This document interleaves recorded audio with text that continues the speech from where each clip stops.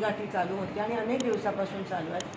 गावबंदी आहे त्याचा मी रिस्पेक्ट करते, पण काही लोक आंदोलकांच्या नावाने, ते आंदोलक नाही आहेत आणि का मराठा आंदोलकाला समर्थन आहे, पण भाजपची लोक आंदोलकाचं नाव पुढे घेऊन येत आहेत आणि त्यांनी आता माझ्या गाडीवर आणि माझ्यावर हल्ला करण्याचा प्रयत्न केला. ते BJPचेच होते आणि त्यांनी माझ्या गाडीला फोडण्याचा प्रयत्न केला. मी संयमाने गाडीत बसली, मी काही बोलली नाही, माझी काच वर होती, त्यांना मी ते करू दिलं. मग ते लिमिटच्या बाहेर गेलं आणि मग मी उतरले आणि त्यांना ओरडली आणि सांगितलं माझ्या गाडीला हात नका लावू. पण ते ऐकण्याच्या मनस्थितीत नव्हते आणि एका महिला आमदाराच्या अंगावर येण्याचा त्या ठिकाणी प्रयत्न केला, माझ्या गाडीची तोडफोड केली.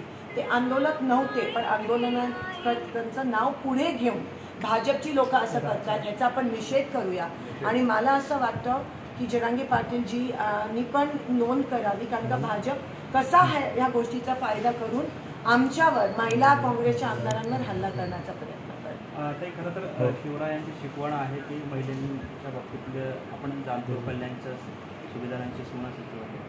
काय आव्हान असेल मराठा समाजाला या माध्यमात? पण हे नव्हतेच, आंदोलक नव्हते, भाजपचे होते, पण त्यांनी नाव त्यांचं वापरत होते आणि कुठेतरी आपलं जे आंदोलन चाललंय, संघर्ष चाललाय, जो व्यवस्थित चाललाय जरांगे पाटलांच्या नेतृत्वामध्ये, त्यांना हे गालबोट लावायचा BJP प्रयत्न करत आहे आणि त्या गोष्टीचा मी निषेध करते.